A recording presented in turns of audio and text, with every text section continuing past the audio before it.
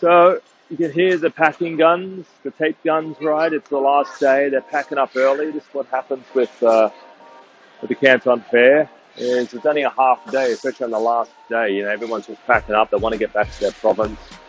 They're desperate also. You know, they want to get good deals. If you're here and you've had a chat with them before and you want to get a good deal, you can actually sit down with them and negotiate them one-on-one, and you can even cut good deals there, you know, then and there. So a lot of these people actually don't want to take the product with them back to the province or back to, you know, the country or where the supplier, right? They actually want to get rid of them. So they're either willing to give you your samples away for free or even sell it to you at a discounted rate.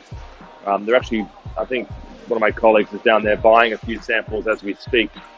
So it's a good way of getting samples for the product. It's a good way. You take it back with you. You take photographs for your Amazon store. You can actually just get the photography getting started underway even before you've ordered a test run, you know, or before you've even ordered your first shipment. All right. So anyway, enough from me. Talk to you all soon. Bye-bye.